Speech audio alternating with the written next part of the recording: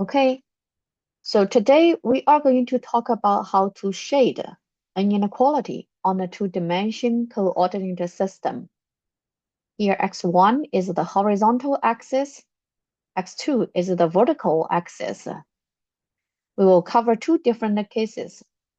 The first one is when the two variables, they have positive coefficients. And the second one is when the two variables, they have opposite signs of coefficients, one positive, one negative. Okay, so now let's look at the first case. Here we have the inequality for x1 plus 3x2 less than or equal to 12. Somehow, if you have both of the coefficients negative, then you can time -1 on both sides, and the two coefficients will be converted to positive.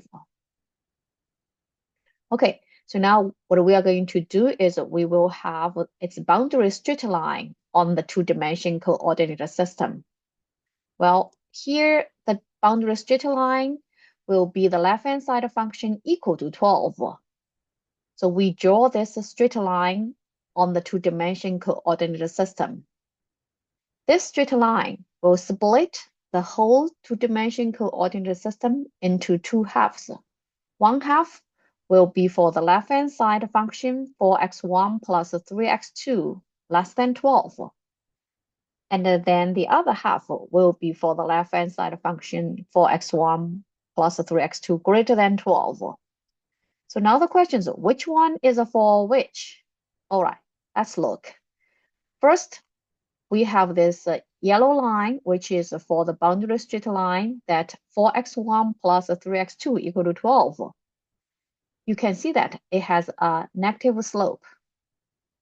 Well, if we have a straight line like this, left-hand side 4x1 plus 3x2 equal to 12, then the region on the left side of this line will be for the left-hand side is less than 12, like indicated by these purple arrows. And for the region on the right side of this straight line will be for the left-hand side of function for x1 plus 3x2 greater than 12, as indicated by these blue arrows. So now if we want to shade 4x1 plus 3x2 less than or equal to 12, we need to shade the region marked by these purple arrows and the straight line, because on this straight line, we have the left-hand side is equal to 12. Now let's look at the second case.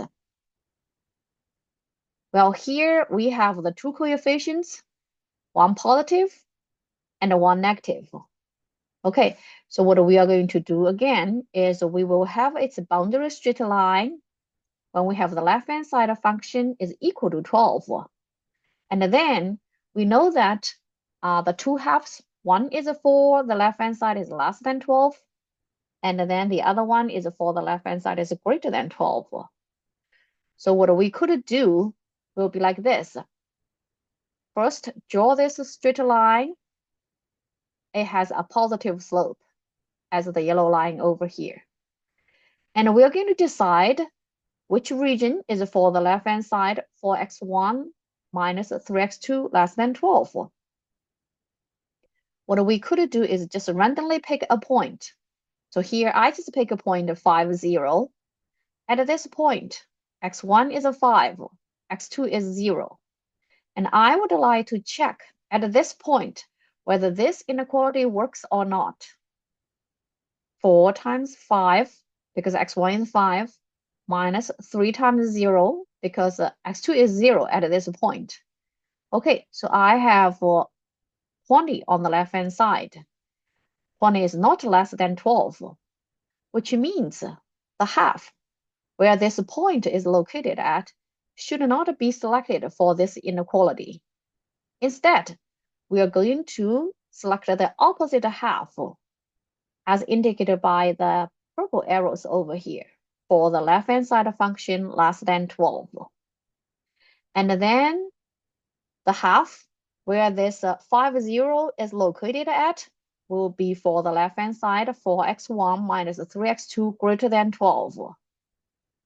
So to shade the inequality that 4x1 minus 3x2 less than or equal to 12, that will be the region covered by these purple arrows and this straight line, the yellow line.